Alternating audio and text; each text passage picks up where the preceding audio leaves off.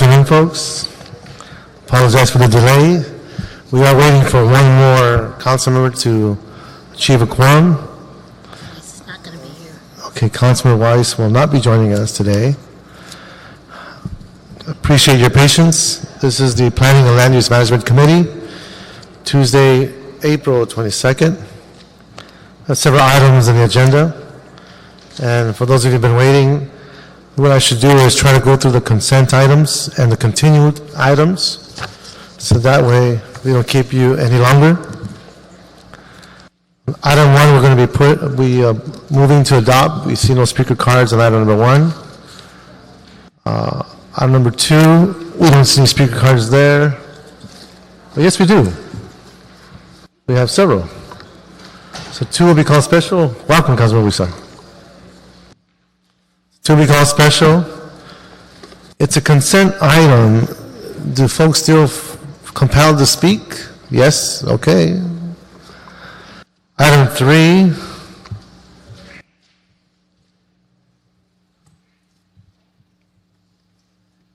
We can move on consent.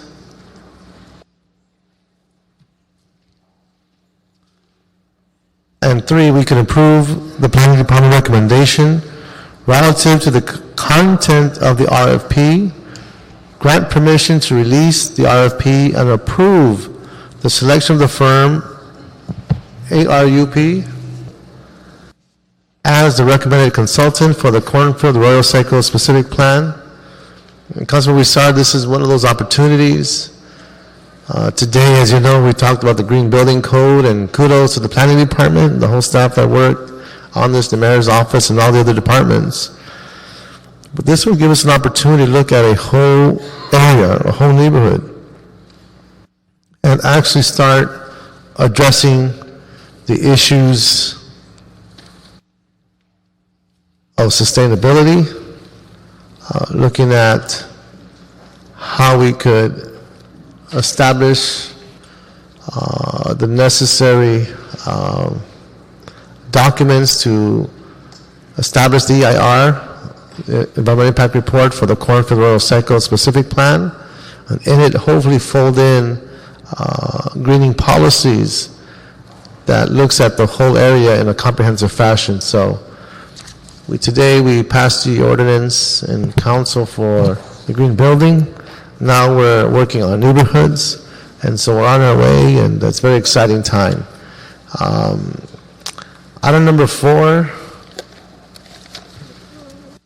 don't see any cards there. We can move that on consent. 5,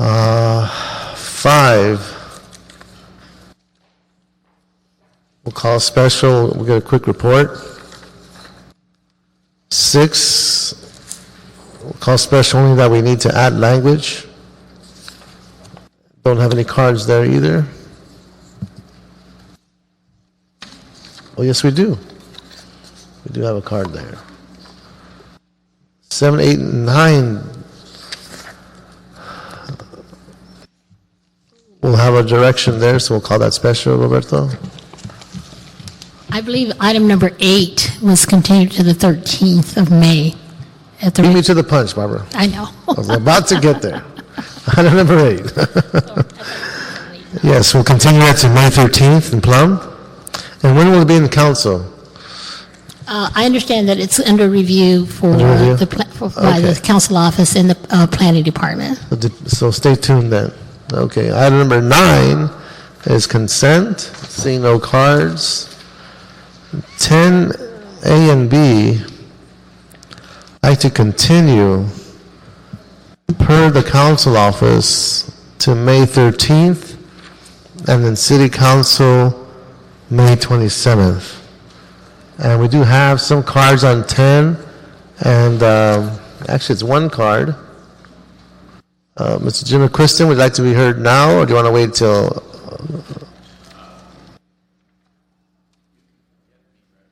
Okay, so we'll have Mr. Queston will address the committee when it comes back on May 13th. That's 10A and B.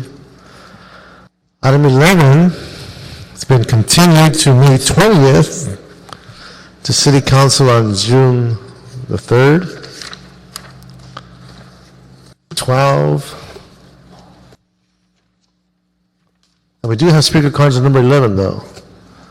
The folks that are here on number 11, we'll call you to come and speak, or you like to wait until... They've all agreed that it's going to be continued. Right, so they don't need to speak. I just want to make sure I understand that. So we're all fine. So Darcy Weber, Karen Gilman, Winifred Mosa, Robert Weishart, and Renee Weitzer for 11. We'll see you on May 20th. Okay. For clarity, I hear people asking questions, council member in the audience. It's continued in committee till May 20th and in council on June the 3rd. And before we go on, council member, since Councilman Weezer came in the room on item 1, after you made the vote, can you get a concurrence on item 1? Sure. Adopt the motion. I'm almost there. I just need one more item, and then I'll do that. Okay. That's great, Barbara. Okay, so 12. We do have a card on that. We'll call that special.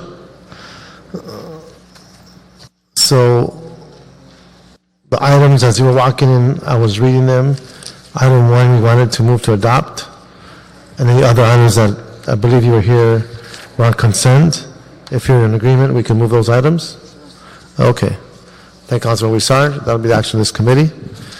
So Roberto, where does that take us? Councilman, do you want to do Ms. Goldberg's presentation? Yes. Okay. Let's do that. Thank you. Thank you very much. I wanted to just briefly tell you that next week, the American Planning Association, in its infinite wisdom, is celebrating its 100th national conference in Las Vegas, Nevada, a city where obviously all of us can learn so much about urban planning. If I sound a little bitter, just trying to figure out how it is that we're celebrating our 100th anniversary in Las Vegas. But as you will recall, Chairman Reyes, you and I spoke when I first arrived about the lack of representation at a national level of the planning that was occurring in Los Angeles. And last year, you were on a panel talking about the river at our national conference, and I think that we had 3 panels, and I wanted to let you know that this year we are represented in 9 separate planning panels in Las Vegas.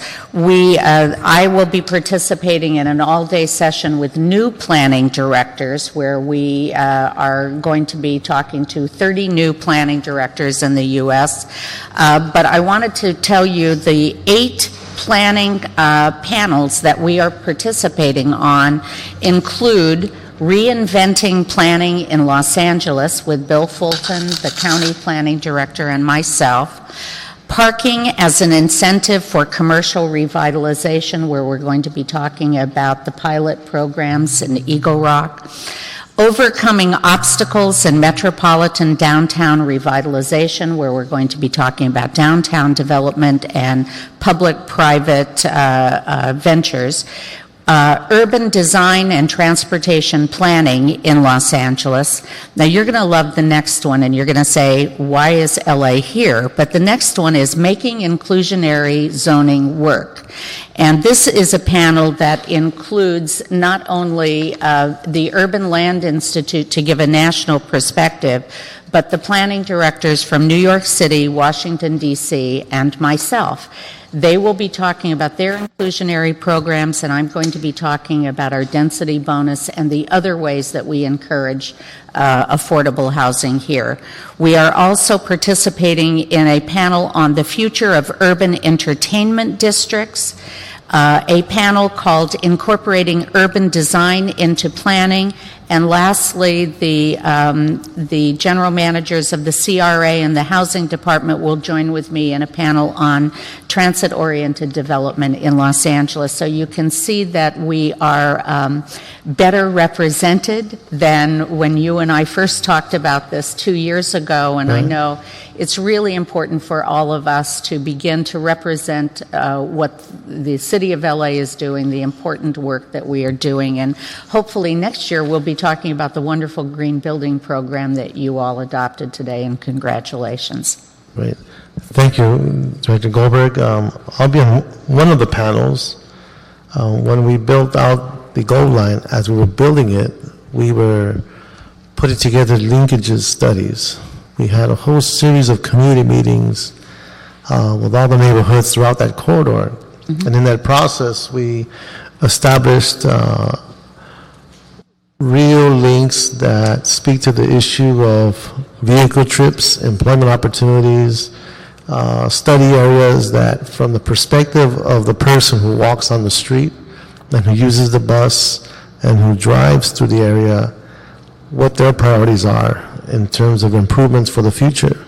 And so we laid them out through a whole series of phases of linkages, and we've been using that as our base for applying for MTA funds and have been able to see improvements. We put lights on Marmon Way, wider sidewalks, et cetera, but also increased security. So all the pockets in which people found themselves victimized either by gangs or other elements, that we were able to change those environments through some very basic built-out environment strategies. So that's something I'm looking forward to in terms of how the light rail stations connected with these linkages. So congratulations. I'm glad the department's getting involved, and hopefully we can learn from other cities as well and take away that knowledge. The planning department is working very hard also to prepare for the next state APA conference, which will be held here in Hollywood, and we see it as a wonderful opportunity for us to showcase many of the things that the City of LA has been doing, and a lot of the new downtown development, a lot of the new TODs. So we're having a wonderful time, and we hope that all of you will also participate and send planning deputies. Thank you. Great. And part of the linkages study, Councilman, we saw overlaps on your district as well. Parts of Highland Park, Northeast, so it's something that we'd love to share with you as well, because it goes all the way up into the whole corridor of the Arroyo. So there'll be positive impacts there as well. Any comments or questions from our director? No? Okay, thank you very much. Okay, next, Roberto. The next item, Councilman, is item 2. It's a correction ordinance to restore the zoning to R31XL. It's in the Hollywood Community Plan area. What item is that? Item 2? Item 2, Councilman. That was consent? I think you said there was a card. We do have a card, you're right? I think there's more than one speaker card on now. There's quite a few, actually. Yeah.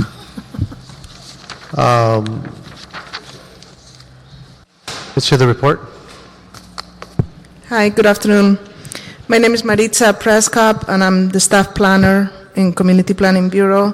This is a correction ordinance in an action in 1988. It was a mapping error, and the report corrects and restores the R3 zone in Sub-area 145, fronting a fountain from Seward to Wilcox. Okay. Is the council office here on this item? Okay. Well, let's go through the speaker cards. So this is a correction, correct? All right. All right.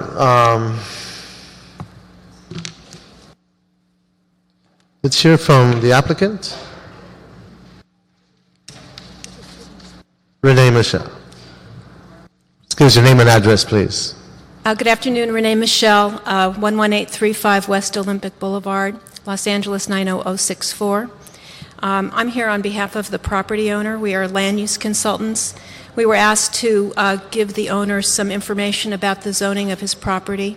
There's no development plan, and in our research we came across the old 1988 map and found that even though ZEMIS and all of the city information said RD 1.5, in fact, there was an error in the map.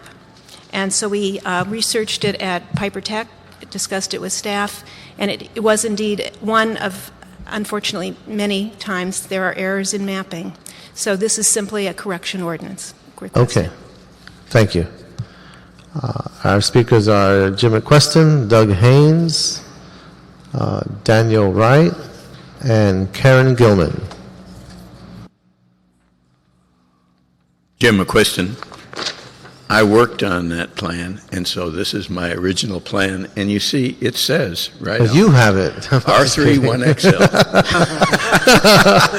We were looking for that plan, Mr. McQuestion. Oh, I've got everything. Okay, You can't walk that through my scares place. One of the things I found is the government is a spider web, and if you keep all the webs, you've got something. However, I did submit a statement, which I think, I don't think Renee has it, but I gave her another one, which has most of the information in it.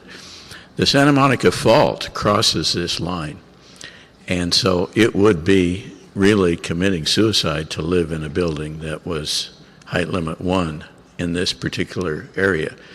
So as an engineer, I'm very glad that this error was caught before it caused some fatalities or dismemberments.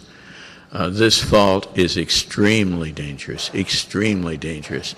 I've lived with it all my life, and any moment now it's going to break with a magnitude which is so much bigger than the Northridge earthquake that if you're on this fault, they probably will not find your body. Thank you, Mr. McQuestion. Doug Haynes? Hi, good afternoon. My name is Doug Haynes of the East Hollywood Neighborhood Council and also La Mirada Avenue Neighborhood Association. My concern is that no one in this area has been notified about this upzoning. The Neighborhood Council, the Central Hollywood Neighborhood Council, is completely unaware of it. The neighbors are unaware of it. You can say that a mistake was made 20 years ago, but the people who have moved in here have lived with that mistake for 20 years. They assume that the zoning is RD 1.5 XL. And the most fundamental concept of zoning is predictability. So if you purchase a house and then someone goes before council and you're not notified about it, you can't comment on it, and then you find out that your zoning has been changed, then you're denied your right basically to your property of what you purchased it on and the assumption for. So this should really go through the community plan update if this is going to be changed, or it should be downzoned in the Hollywood Community Plan update to the RD 1.5 XL, so it is consistent. And that's the proper methodology, that's the proper way to vet it, so everyone can have a comment on this and know about it instead of just having it thrown upon them. And again, how would you feel if suddenly the property next to you is being developed at a much higher zoning than you assumed when you purchased your land? And as a member of the East Hollywood Neighborhood Council, we think this is a dangerous precedent for the planning department just to go around and say that the zoning was a mistake 20 years ago and we're correcting it now. Well, again, these people who live here have lived with that mistake for 20 years. For them, it's RD 1.5 XL, and I hope that you will throw this idea out and back to the people who should really consider it, and that's the neighborhood council and the people who live here. Thank you very much. Thank you, sir. Daniel Wright?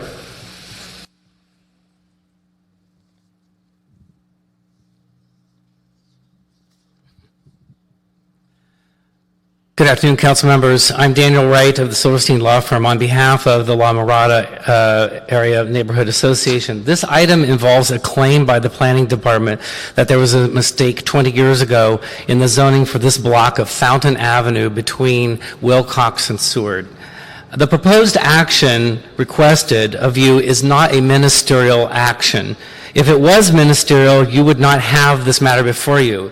It is therefore a discretionary action, and under the California Environmental Quality Act, you're required to have before you to support this decision an adequate environmental document. The staff report cites a 1988 EIR, which is over 20 years old. The EIR for the Hollywood Plan requires that, or CEQA would require that in order to take a new discretionary action today, you would be required to do under CEQA an assessment of whether or not there are any changed circumstances since the preparation of the original EIR.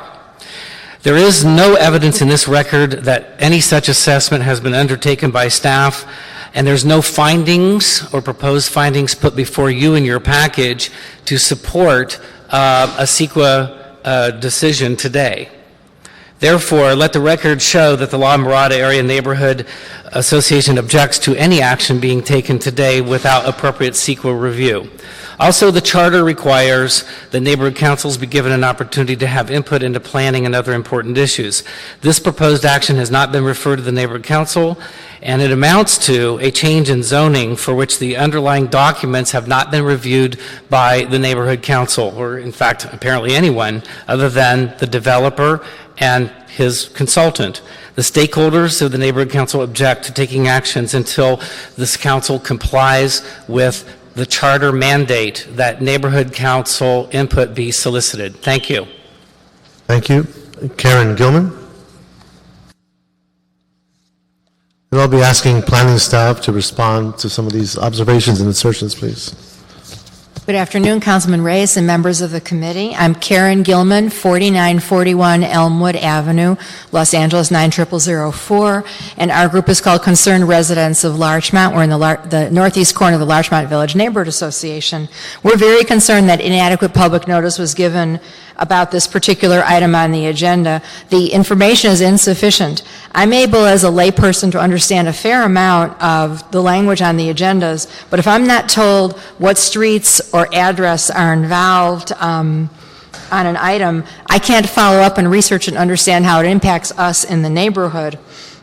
We're very concerned that when an error was caught from something that was put into language 20 years ago, that if it's revised in the way that's proposed, this opens the door to other errors that can be perpetuated the same way. I'm very concerned about that stretch of Fountain Avenue. I drive it all the time. I wouldn't want it to be upzoned anyway. And we're very much in favor of open meetings. The community would be delighted to have community meetings about whatever's proposed on that stretch of Fountain, if you would like that. Thank you very much. Thank you, Ms. Gilman. If we can have the staff come forward. This apparently was a rather cut and dry issue, the way it was written in the report, but now we have these observations, and I'd like for you to address what's been stated and allow the committee a greater understanding of what we're looking at here. I'll take the first cut. I think one of the issues is that this is not a discretionary action, it's a correction to a map error that was done 20 years ago. And it's a very simple error. We do these correction ordinances to maps. Sometimes the queue conditions are inadvertently left out, and we do that as part of the process of correcting ordinances. It's a legislative act. And that's the reason that I understand comes before you is not a discretionary action. And I let Kevin answer about the community plan update. Thank you. Yeah, thanks, Kevin Keller, Community Planning, and we can also have our city attorney weigh in if needed. But we certainly understand the public comment today. We are doing a community plan update in Hollywood. That is a new action, and certainly potentially downzoning or revisiting this issue could be done as part of that process. However, this is merely a correction ordinance. The council did act in 1988 to make this change. The boundaries when they were applied on ZEMIS were not applied correctly. Staff did research the original files, which are in the city clerk's office and also in city planning. We can be happy to share those, and then prepared a report basically recognizing that the zoning extended a little bit farther than it should have based on the 1988 action. So that's why it's in front of you today as a correction ordinance. The process for correction ordinances do, since they are corrections based on a verifiable document from 1988, they do come straight to council. If the council district or through the community plan process are interested in revisiting that block to perhaps prepare a different recommendation, we'd be able to do that, but we do, again, the community outreach, the community action. I think the question was about the discretionary action, the findings, the environmental. That was all part of the 1988 case file. So certainly I understand the concern, but as part of a correction ordinance, That decision was made in 1988. So the error that was discovered was an error due to the fact that the changes that were made back in 1988 were memorialized in the documents you have now, Yes. but current documents did not reflect that change. Yeah, the online zoning shows this property as an RD 1.5, where in reality, and I'll just summarize, and Maritza can correct me, the original action was to extend the RD 1.5 to a certain area, but not include this property. Well, not so include. But this property might have been included under a different zone. We double-checked where this property lies, and it's labeled as a sub-area on the agenda. And that's how they're handled on those maps, are as sub-areas. And it's in the chart, it says it's R3, it's an R3 zone. So that's where planning, we verified it, we have a report, that's where we are. But we understand the concern, and we'd be happy to provide copies of the maps. Some of our members have their own maps. Okay. So no one made it up, no one went back and pulled out another document and willy-nilly just said, well, I want this. Exactly, and we understand we're not doing new zone changes, but it has been 20 years, but it still apparently qualifies as a correction, and that's how we handle those. I just want to make sure that's out there. But you did say something very important, though, as well, as if the community wanted to re-engage the zoning pattern in this area, they can through the community plan process. And is there a community plan process occurring now? There is. This is Hollywood, which has the longest community plan process. We are trying to wrap it up, but we'd be delighted to meet. But how could you if he has all the original documents? That's actually the prior one, 1988. Okay. All right. It's overdue. So now we found the loop here, but okay. Madam Attorney, can I get a perspective here? Because the assertion is being made, and I want to make sure this committee is acting on sound legal basis. For the record, Karen Cedar Cardin, City Attorney's Office. Can you give her your microphone? Elizabeth? I know, you got to take that one out. We'll try that one. Is this better? There you go. What happened was that this is basically an ordinance to achieve consistency again. According to the documents back in 1988, council in fact did a down plan and a down zoning for this area. It had been zoned and planned for commercial and R4 residential. It was at that time down planned and put in the medium residential density. There are certain zones that correspond to that. The R3 zone is a corresponding zone. Therefore, at the current time, the zone and the plan are not consistent. And as you know from many cases, that the city is required to have consistency between its zones and plans.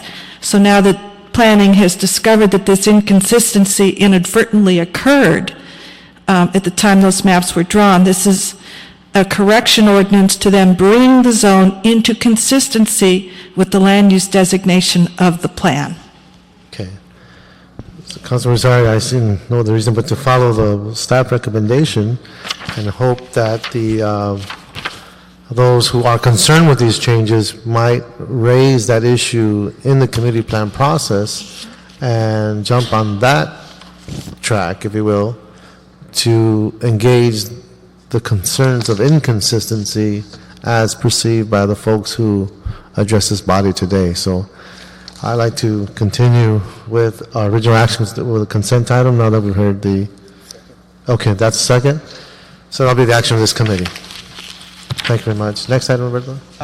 The next item, Councilman, is an item that needs to be taken out of order. It's item 12 in CD 14. It's an appeal by Daniel Wright on behalf of the Mount Washington Homeowners Association, or Homeowners Alliance, rather. It has to do with a CEQA appeal for the construction, use, and maintenance of 7 single-family dwellings on 7 lots. So this is part 2? Yes. All right. So I believe the last time we left this saga, we had a direction to the Building and Safety Department to come back with analysis and observations as to where we're at and give us a better understanding as to what we should be doing and get a recommendation, because at that time, we did not have the information needed to make a decision. So at this time, does the planning department want to do any kind of reporting, any summarizing? Charlie Rush, Planning Department staff. I think you already know the case, so Okay. I'm here to answer questions. Thank you. All right, and please identify yourself. Thank you, Councilmember. Dave Lara with Building and Safety. And I'm here to report that Building and Safety has in fact reviewed the particular documents, which in this case were the soils reports that were submitted to Building and Safety. And those reports, we have in fact approved those particular reports. Now, having said that, the detail as to the type of construction elements that are to be used on the site, that has not been presented to us as of yet. What I mean by that, for example, is all structural retaining walls, items that including the main buildings on the lot. Those items would have to be, of course, engineered to actually work for the soil that's there on the parcel. In other words, in plain layperson's terms, once they come in with the adequate design to Building and Safety for any retaining walls or any elements such as those, Building and Safety will then review those plans and those structural calculations. We will compare notes against the soils report just to make sure that the soils report and the level of engineering for those elements jive. And once that does, and basically everything meets the code, at that point we can issue a permit. But at this point we have not issued a permit for those elements until such time when those elements are fully reviewed by us based on code. Okay, so the sequence of events here are such that until we get engineering drawings of the site, then the department can respond to the assertions being made by the entities that are arguing that the CEQA was unsatisfactory. Is that correct? Currently, we don't know what we don't know as of yet, because until the owners submit the structural drawings for us to evaluate and to make sure that they meet code, we cannot comment on whether or not it's insufficient or if it's sufficient.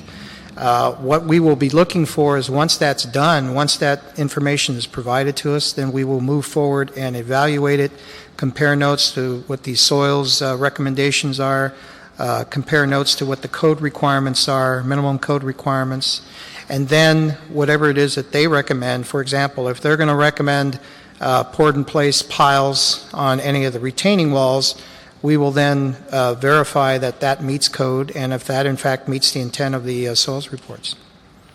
Okay, Councilmember Bussar, any questions? We don't have those reports yet. No, we don't. We have the soils reports, which are the initial reports that tell us the story about the soil itself. But as far as the structural elements, retaining walls and such, we don't have that information. When will you have those? I believe whenever the owner is going to be ready to submit those plans, then we can start working on it as soon as they pay a fee. Because I think the appellants recommended a certain type of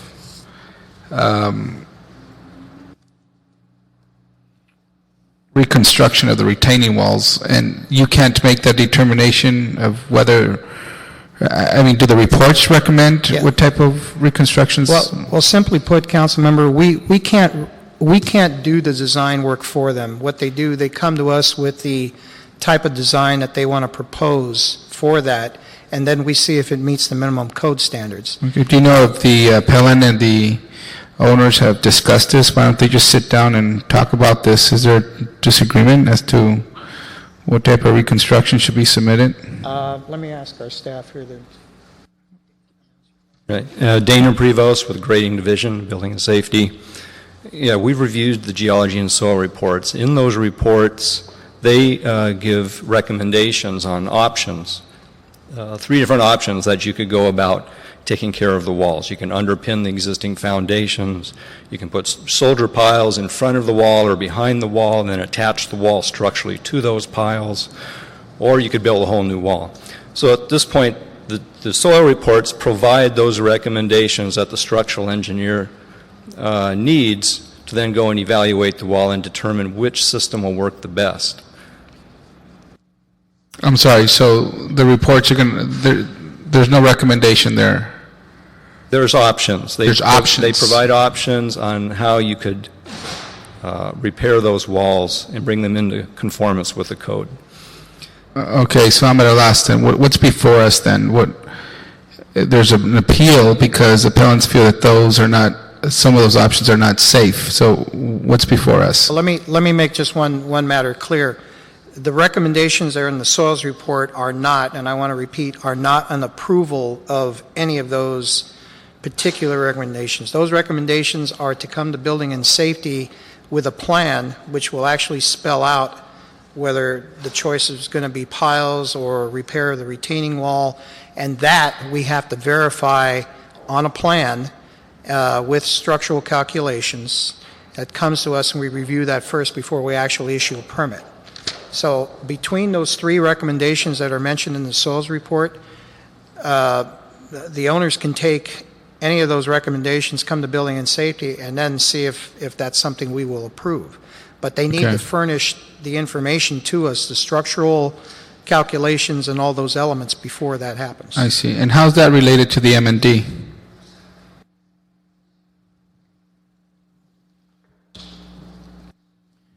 What the MND, Charlie Roush, Planning Department staff, what the MND did was take the conditions of the approved Building and Safety soils letter and put those into the mitigated negative declaration, which basically has the 3 alternatives that Mr. Lara mentioned, and it's written into the document. I might say condition K in the MND for the soils report says, excuse me, let me.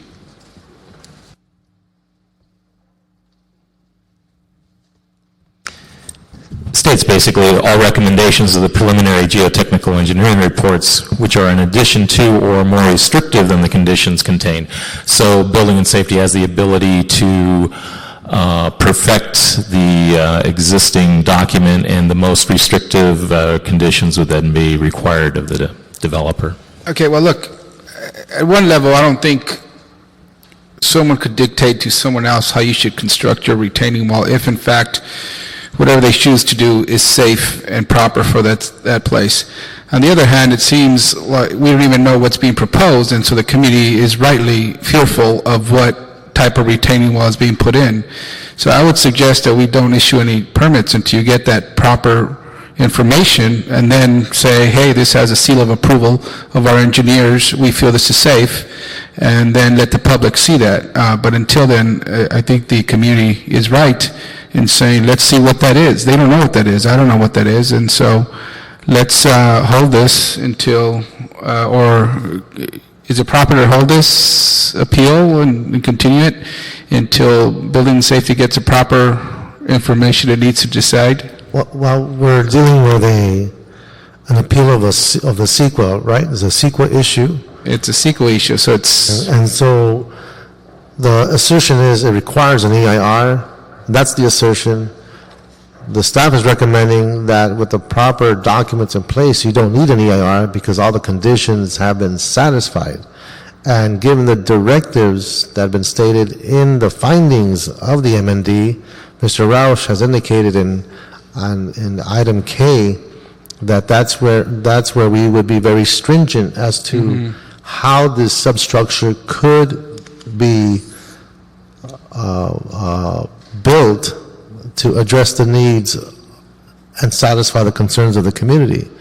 And so we're kind of like stuck between a rock and a hard place here, because on the one hand, the appeal is the CEQA, and the fact we provided the MND, a direct has been given on item K to submit engineering designs that's going to meet the goals of the MND. And so I think we have to make a decision on this, Madam Attorney, you can correct me. We have to make a decision to allow for the applicant to submit the necessary engineering documents that satisfies item K that supports the MND that's being proposed. Would that be accurate, Madam Attorney? I just want to make sure that both Councilman Huizar and I are on the same page here. Yes, Councilman, I believe that's adequate. Accurate. Okay. So we're at that place right now, Councilman. Perhaps I could chime in also, if I could. I'm Deputy City Attorney on the CEQA issue. I do not believe that the CEQA would require the plans to be completed at this stage. I think what's required is that you feel there's assurances that the plans, when they are submitted, that there are in place standards that will be applied to be sure that the eventual development is safe. So I don't think we need the design plans to be completed at this particular phase, if that's the question. Yeah, and I understand it. I think what I'm trying to get at is, and I think council offices deal with these types of situations all the time, where not through a SECRA review process, but just generally, local residents are concerned about a particular development in their community, and so we work with building and safety and others so that we ensure the public that things are being done properly, that retaining walls are safe, etc. So we're discussing this under the guise of a CEQA appeal, but it's really a building and safety matter. So my question really is, can we, through this process, is it appropriate through this process?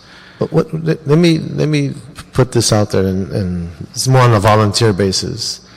But what if, because there is no time limit on this case, what if we had both parties look at, allow the developer to submit the plans that creates a level of comfort, if you will, so that it allows us to move forward. And the parties who are concerned with this project have ample opportunity to review the engineering drawings so they can move forward. I mean, that's one possible way of dealing with this impasse.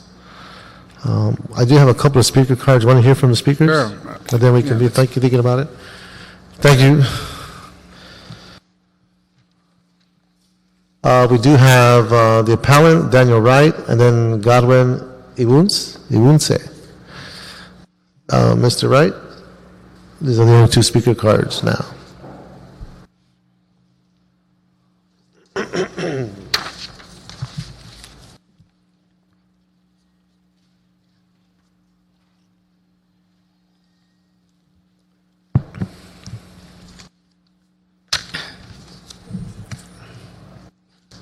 I want to make sure it's in front of them.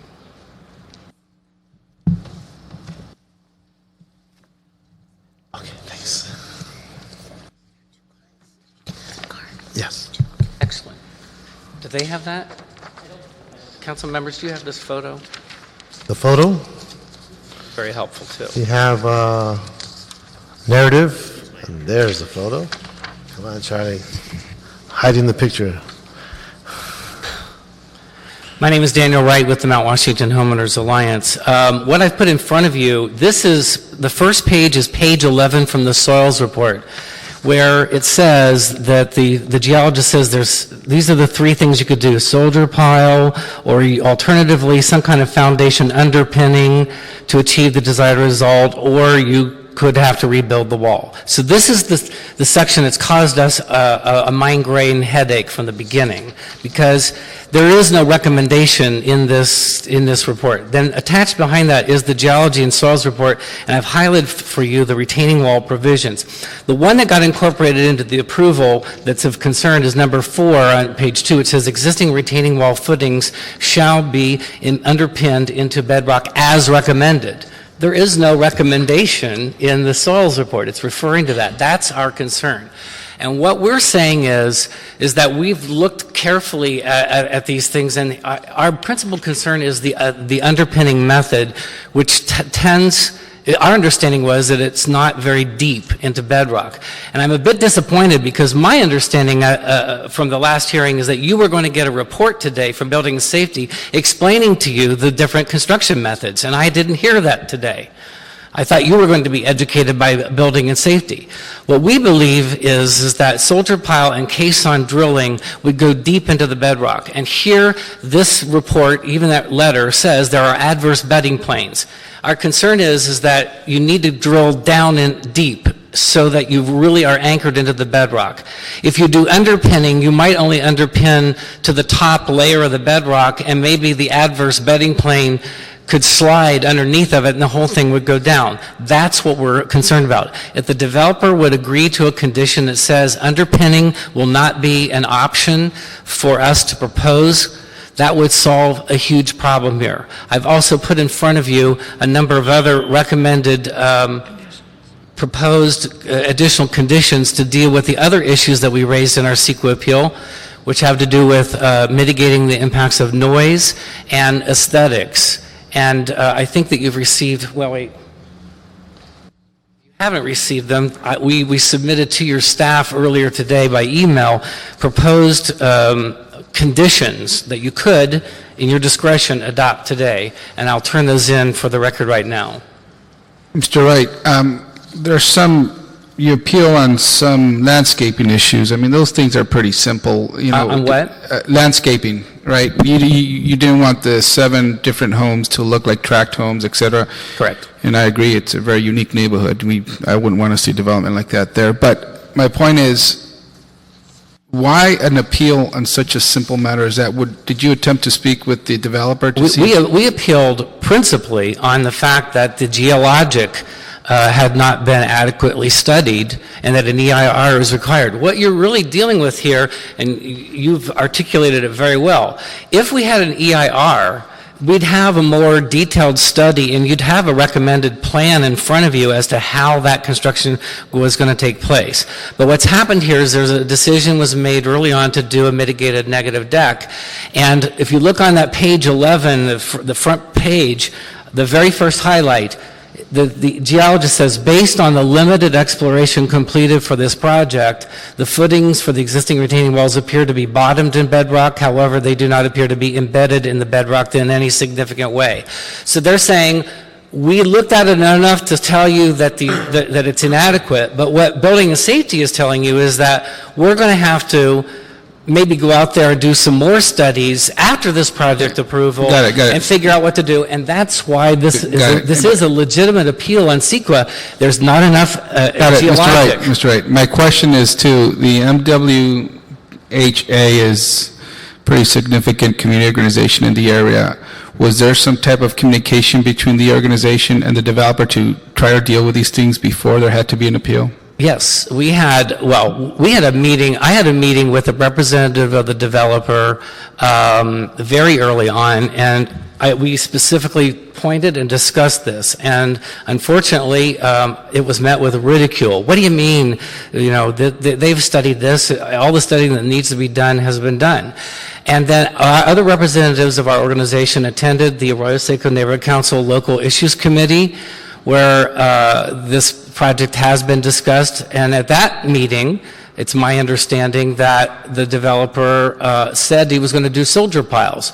But when the project approvals came out, soldier piles are not the only option here. As this is worded, as you can see how the approval refers back to this page 11, which is not a recommendation, it's just a list of options.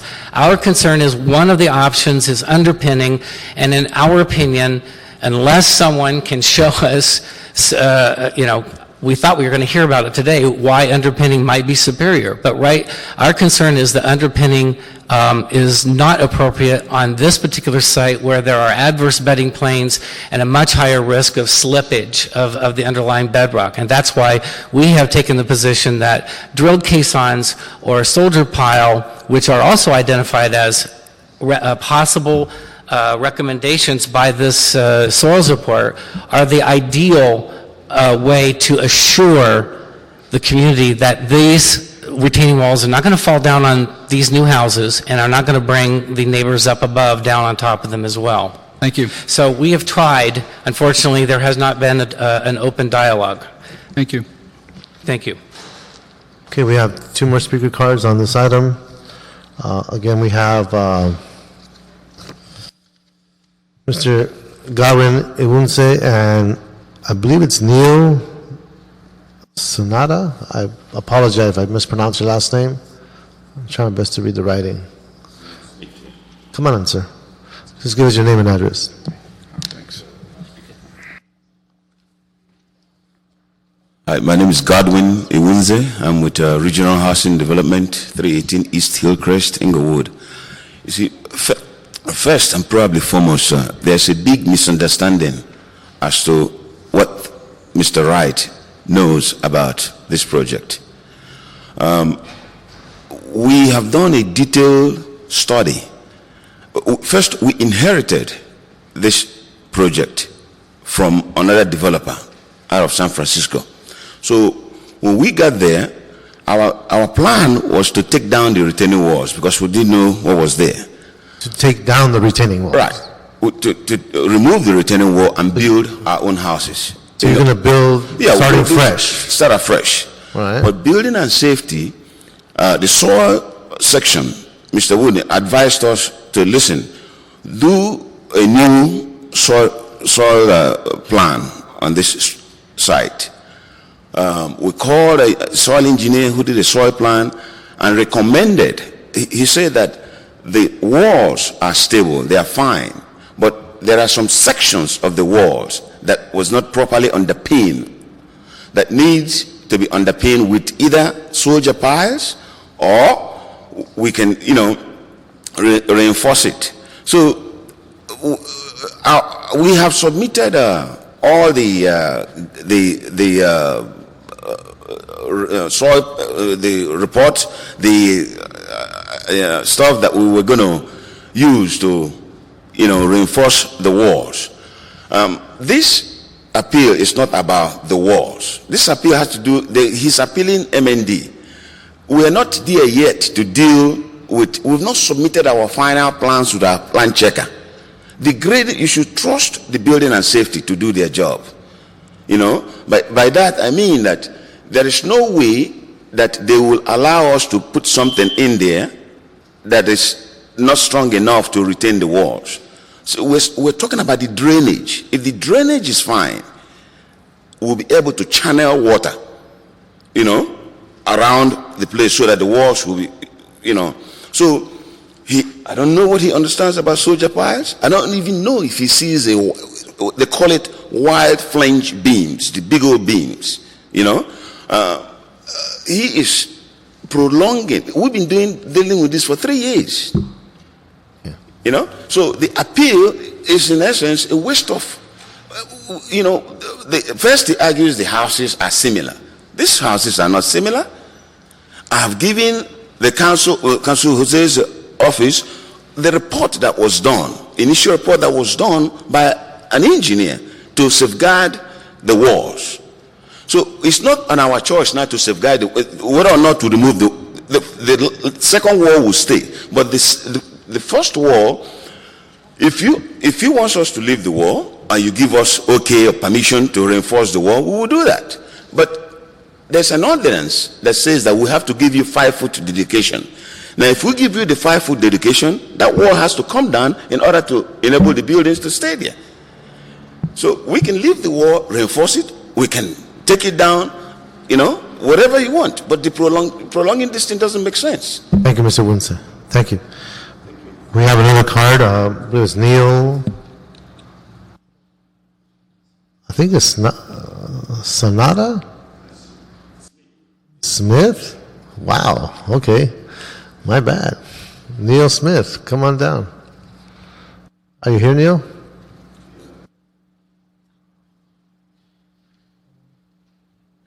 We'll wait for Neil.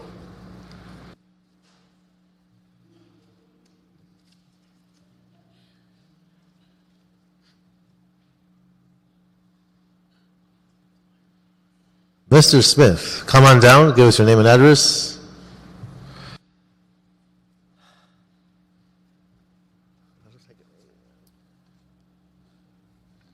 Hi, I'm Neil Smith. I'm with Regional Housing Development. We did, in fact, submit some structural plans to Building and Safety that were under review under the plan check. What happened was many of the items on the site, such as the grading plan and the retaining walls, are part of also the building package. And those are actually submitted for review, for structural review, to Building and Safety. I don't think grading actually reviews some of those plans, but they are in fact sent to that division, Building and Safety. Okay. Is that it? That's pretty much it. The other thing I was going to add was that I don't think any of that had anything to do with the environmental review. I think the staff at Building and Safety is competent enough to ascertain whether or not what the recommendations that we have on the plans are in compliance with, the safety codes and whatnot. So I don't see how they're at all related. Okay. Thank you, sir. Thank you, Mr. Smith. All right, that concludes public hearing. Our representative from District 14. Well, I just saw this recommendation, Cleveland Project Conditions, for the first time from MWHA and the community, and we did ask at the last hearing for a report using the different types of methods for the retaining wall. We did not get that today. So I'd ask that we continue this for 2 weeks until we review these proposed recommendations and also get a report from Building and Safety on the different methods. And I need to see that report. Okay. So we'll continue this 2 more weeks with the understanding that, Mr. Lara, come on up. I did hear you say you're not in the business of designing systems for projects, but in order for us to make a decision as to move forward with an M&D or an EIR, we need an understanding of what systems would be in place so that we can reach a level of understanding and a comfort margin to decide whether an EIR is necessary or we stay with the staff recommendation of an M&D. Well, first of all, the information that we just overheard from this last gentleman, Mr. Smith, submitting some structural drawings, it's actually the first time we had heard of this, so we need to confirm whether or not that actually did happen. Our staff here said that it did not happen, so we need to confirm that. Secondly, with respect to the 3 recommendations as presented in the original soils report, we can certainly come back to this committee and explain to you what in fact those recommendations mean in the context of this site. To give you any generalized information as far as how piles work, how a retaining wall works in conjunction with a pile and so on, I'm not sure, what level of detail you're expecting on that particular report. It should be very simple. I'm sure you have this probably lying around someplace already.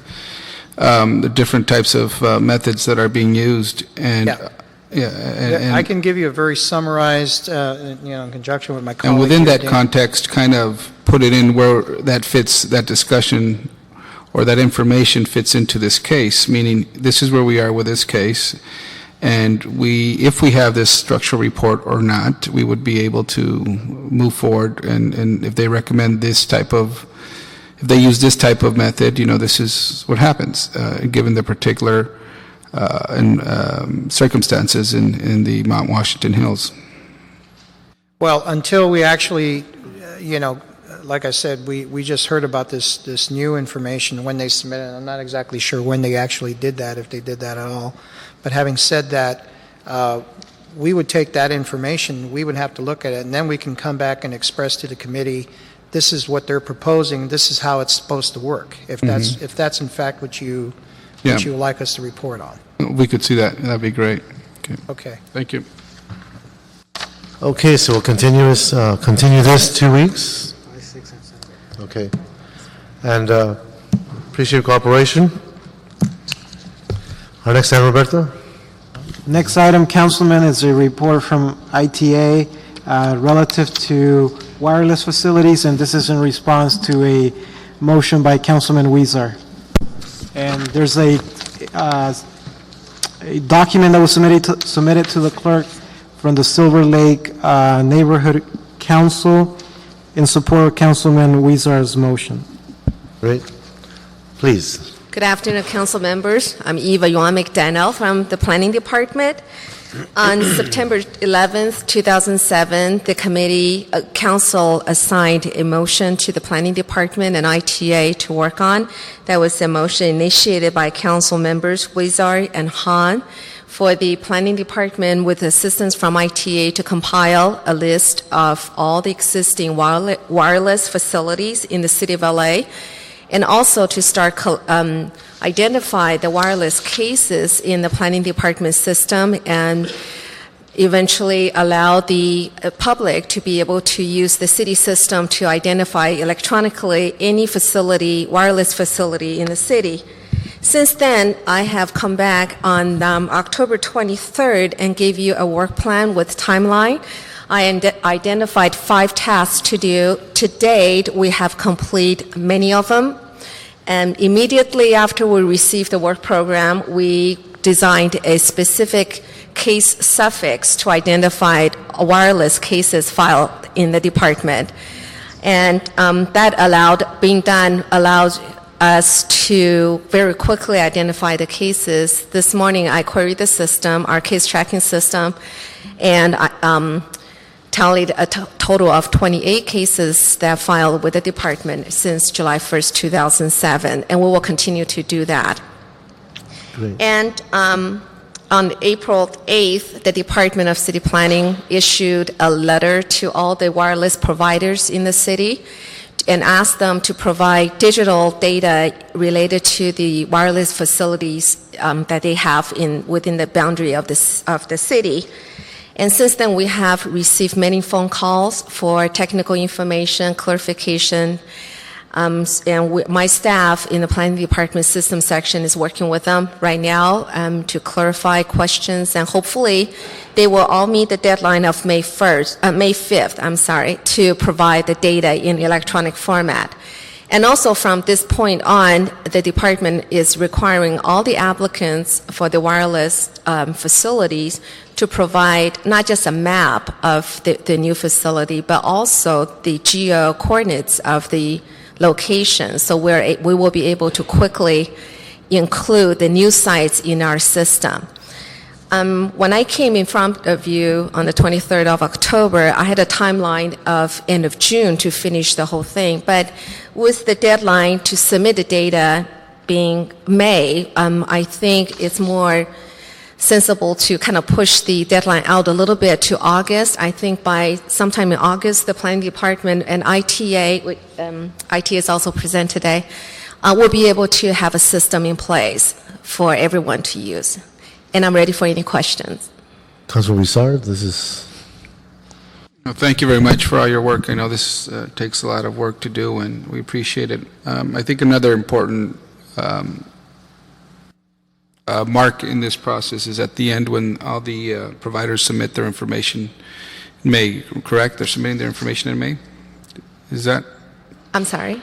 The providers will submit additional information in May. You said May 5th? May 5th is the deadline for them to submit this one-time list of all their existing facilities that will allow us to compile the comprehensive list and put into our system. Yeah, and how long would it be before, you said, what's the August? So when we get this information in May, we still will need until August to get it finalized? I need about 3 months to get the information cleaned up and put into the Zima system and change the Zima system, modify it enough so you can do query. So my target is in August that any member of the public or development community or neighborhood councils will be able to go into Zimas and identify the facilities in the city. And looking forward, we will also start capturing the new facilities in Zimas. So we will have the database will grow as we go. Okay, thank you. So I'd recommend that sometime at the end of August we could get a report back just to see how everything's going. Absolutely. And thank you very much for all your hard work on this. You're welcome. Thank you for your diligence. Thank Appreciate everything you've done. Okay, our next item, Roberto.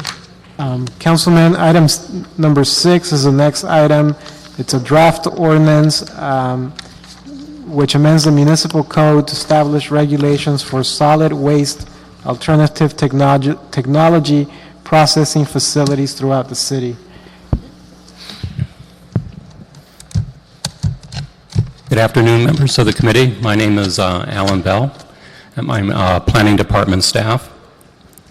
The ordinance before you today is enabling legislation that establishes a new conditional use permit process for solid waste alternative technology processing facilities, or SWAT for shorthand. It was approved by the City Planning Commission on February 14th of this year. And under this ordinance, the initial decision maker is the City Planning Commission with appeal to the council. SWAT facilities use thermal, biological, chemical, and other physical processes to convert solid waste into industrial products, including usable gases or fuel and metal that can be remanufactured.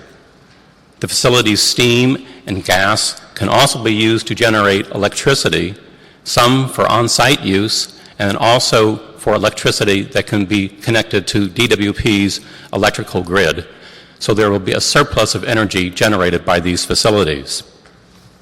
The proposed ordinance is an essential component of Renew LA, the action plan the council adopted in 2006 that establishes a goal of 90% diversion of all solid waste away from landfills by the year 2025.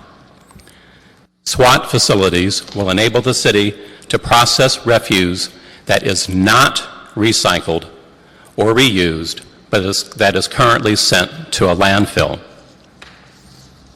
The Bureau of Sanitation divides the city into 6 waste shed districts, as shown on this map. Each waste shed district generates from 200 to 1,000 metric tons per day of solid waste. The Bureau of Sanitation has established a goal of siting at least one SWAT facility in each of its 6 waste shed districts, and the proposed ordinance supports that goal. The ordinance allows that SWAT facilities to be located in the PF zone, the public facility zone, the M2 and the M3 and industrial zones. Inclusion of the PF zone in this ordinance is particularly important because it will allow the Bureau of Sanitation to co-locate SWAT facilities with existing solid waste sites. The Planning Commission had 4 hearings on this particular matter, and one of the continuing concerns that was expressed at these hearings was whether there would be enough sites on a citywide basis to ensure that there would not be overconcentration of SWAT facilities in any one given area of the city. And our analysis shows that, in particular with the inclusion of the PF zone, there are enough sites, potential sites, within the city of Los Angeles to accommodate the Bureau of Sanitation's goal for one facility in each of its 6 waste shed districts. A SWAT facility could not, however, be located just in any one of these zones. Instead, the Planning Commission would have to comply with strict siting criteria in making a decision as to where to locate and approve a conditional use permit. Specifically, the Commission would have to make the following findings. The facility will not result in an undue concentration of such facilities in the immediate area. The facility will not create a cumulative impact, giving consideration to the location of such facilities already permitted. The facility's location will support the equitable distribution of such facilities citywide. And then finally, the facility will not detrimentally affect residential and other sensitive land uses, such as churches, schools, hospitals, public playgrounds, nursing homes, daycare centers, and other similar uses within 1,500 feet of the proposed site. In addition, given the level of significance and the potential for impacts of these facilities, each of these facilities would require a separate environmental impact report, and based upon the findings and the results of the EIR, the Commission would then impose specific measures to mitigate any impacts of that proposed facility. The recommended ordinance allows the Planning Commission to examine each facility on a case-by-case basis with the required public hearing using strict criteria for siting. The ordinance implements Renew LA, the city's Resource Action Management Plan. In short, it is a critical part of the city's efforts to become the greenest city in the nation, and so staff recommends approval of this ordinance as adopted by the City Planning Commission. We do have, that concludes my presentation, we do have members of Bureau of Sanitation here today if there are technical questions. I might add that the Planning Commission, we did have 4 public hearings on this issue. The issue of overconcentration and appropriate siting of these facilities was something that the Commission struggled with, and some of the language that we came up with right on the spot the day that the Planning Commission heard. So the language, I admit, is a little bit rough because it kind of reflects the writing actually at the hearing for those particular findings. So they could be, I admit, they could be tweaked and refined a bit. Well, first of all, good job. I know there's a lot of work been through this. Councilmember Smith, Yeoman's work in making sure we are able to incorporate all of these issues.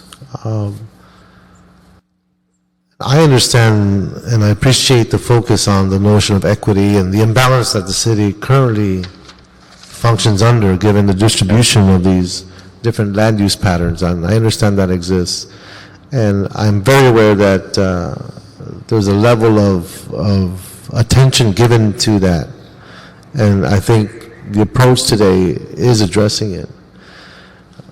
What I wanted to put on the table and then get your reaction, and if the Bureau would like to respond to it as well, is if in the future, 10, 15, 20 years from now, facilities want to be proposed in areas that have these high concentrations of existing heavy industrial facilities that are dealing with waste and smell, and there's still the old industry standards, if you will. Mm-hmm. Could we at that time further impose upon those entities that would enter an area like that, that they would be required to displace or buy out an old facility so that we don't further compound the punitive nature of those establishments who've been there for years and years and years. And the analogy, I mean, when we were dealing with liquor stores, and it's a stretch, but it's for the sake of the example, you do have companies that feel motivated enough to buy out a liquor license so that you're not adding more liquor licenses in an area that already has too many. Right. That type of language could be triggered only and if those locations are being considered in the future, but it doesn't stop what the plan proposes today. Do you feel we can add that type of language? Well, I think that with CEQA and with EIRs, we're required to do mitigation monitoring. Not only are we required to impose mitigation measures, but the city certifying its EIR, we're required to monitor the effectiveness of those conditions. And I think that one of the things that could be done in granting the conditional use permit is to make sure that we enter into a cooperative agreement with the facility operator to make sure that the city can monitor those. Now, with respect to removal of existing facilities, there are going to be both private operators and then publicly operated facilities. Certainly, the city is going to be in a much better position to, in a sense, buy out existing operators. Whether we could require a private operator to buy out a facility that they don't own, that's not under their control, that's a different issue, and I think that's a bit trickier, I think. I hear legally. you. So maybe the word doesn't require, but maybe talk we speak to it as addressing or evaluating as part of the decision-making of the CUP. Definitely as part of the decision-making of the CUP, absolutely. And I do think the proposed language certainly gets at that. Maybe not may not be as well written as it could be, and then when it goes to the city attorney's office, the language can be fine-tuned. But it gets at, and the commission addressed this issue of a cumulative impact. There was that concern as to whether or not you're going to reach a tipping point in a community. One more facility just changes the whole nature of that neighborhood or that area. Have you reached the tipping point if you approve that facility? And cumulative impact analysis tries to head off that situation from happening, and that is one of the findings that is embedded in the ordinance, that the proposed facility would not create a cumulative impact. And if it does, then the commission would not be able to approve the application.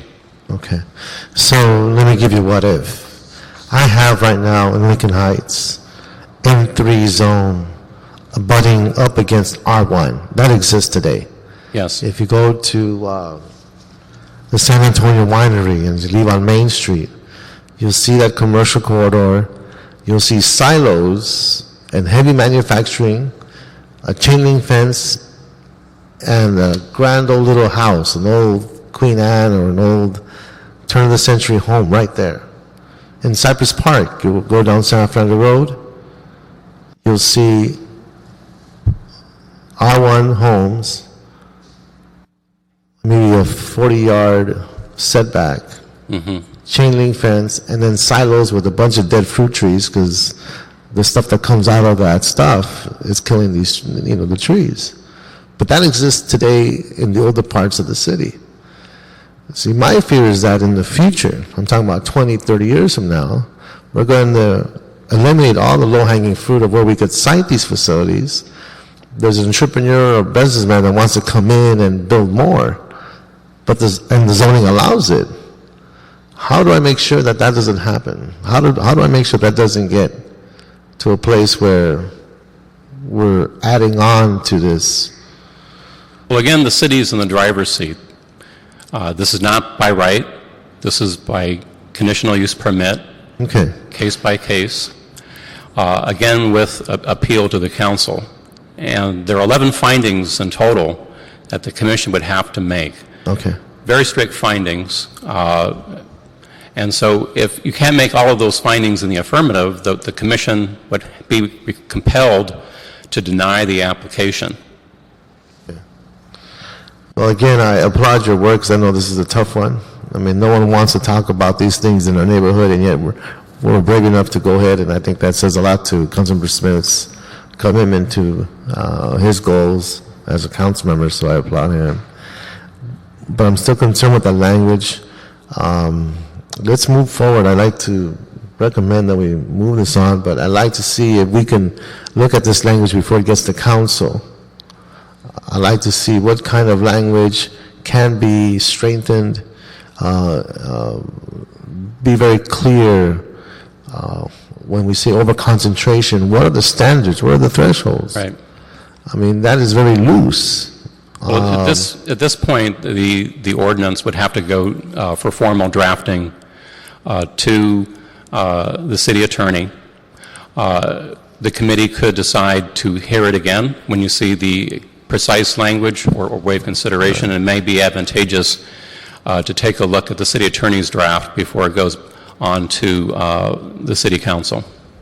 If the city is going to be, and I know we have more controls, if the city is going to be building these facilities, then we could require that they displace the old facilities so that we don't enhance or make things worse. The private sector, I know it's hard to do because, I mean, where are the incentives? I mean, we can't do it. I understand that. But it's usually, and I hate to say this, but the biggest slumlord in my district is the city because of all the maintenance yards and all the stuff that other districts don't want. It's in my district. And I'd love to see how generous everybody else is about sharing that infrastructural burden. But it's not politically a reality. So perhaps we can focus on the public side and making that a requirement. One of the things I might want to point out is each one of these facilities requires a certain amount of waste to be generated just to pencil out. So you really couldn't put each one of these facilities in one area of the city. They do have to be distributed just as from a technical standpoint all over the city, because the waste has to be accessible.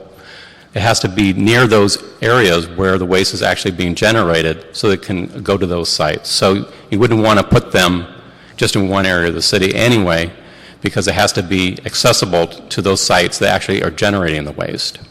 I think logically speaking, it makes sense. But we got here in this condition somehow, right? And decision makers in the past saw it okay to do what they're doing today. And now we're trying to figure out how to create a balance. And it's an uphill battle for many communities who at one time didn't have a voice. And so these are the issues that I don't want to overcomplicate. I think you've done great work. I think the team here, the Bureau is doing a great job. But I find myself wrestling with our own Bureau of Engineering and Public Works on how they treat the district that I represent. And there's always a budget reason why they can't do things, or a territorial one, and which department controls which yard. There's always a reason why you can't make improvements. And so I'd rather get this in the front end and not deal with it later.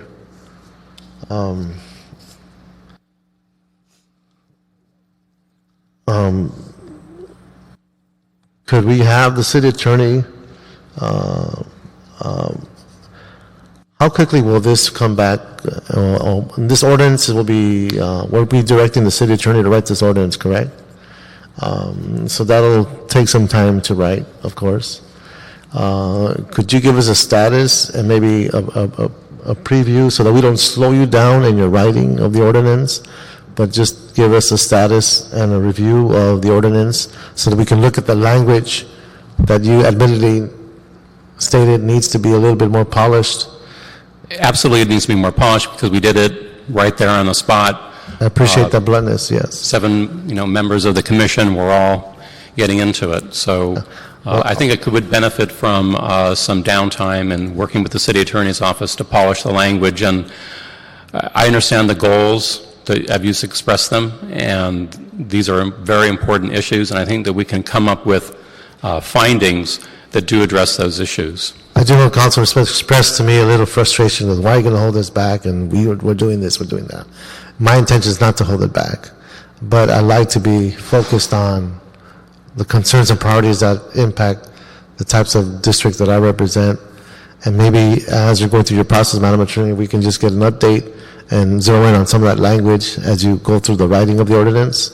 Would you feel comfortable doing that?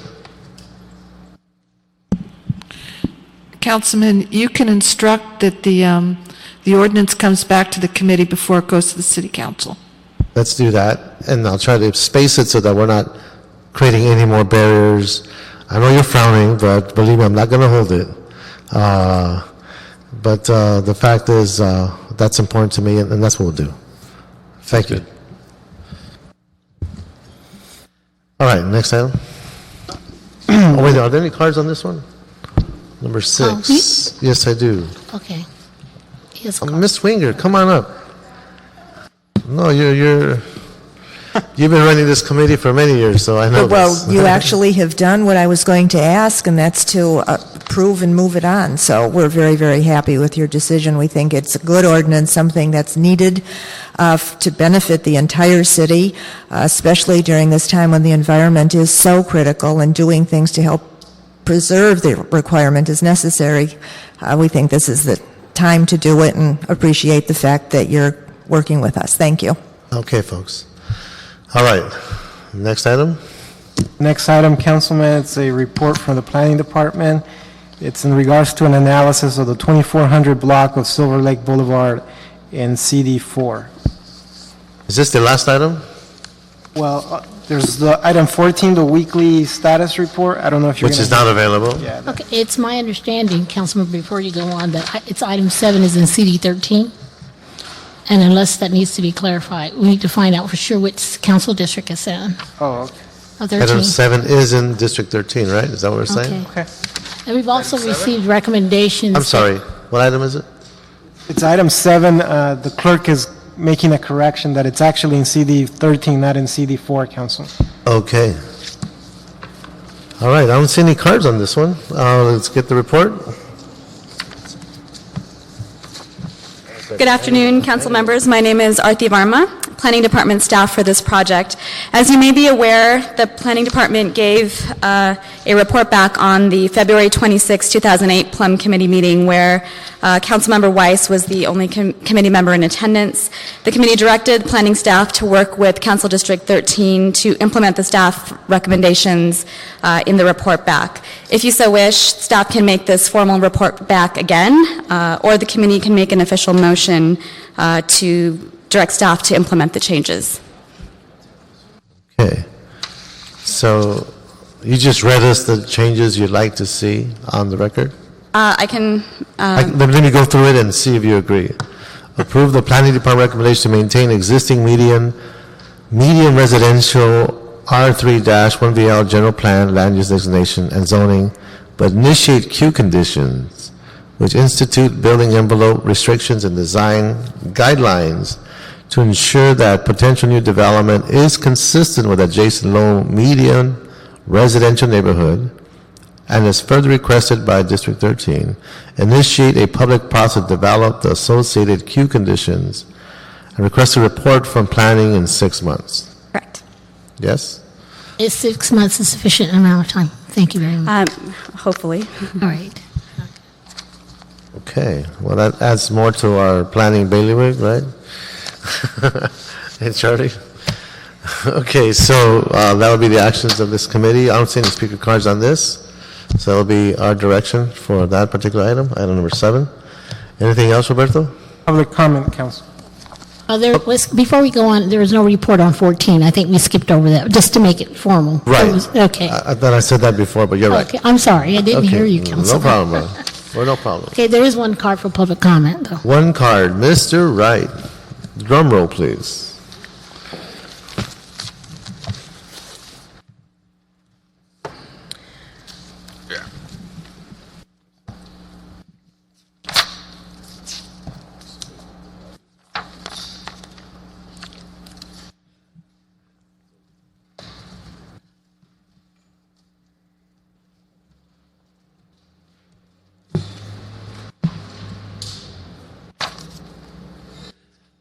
Daniel Wright, 467 Crane Boulevard. At the last hearing, I alerted you that a conditional use permit and height variance is coming to the City Council for the Autry National Center Expansion Project, and I told you that the current Autry Museum is out of compliance with the community plan because it has no CUP at all.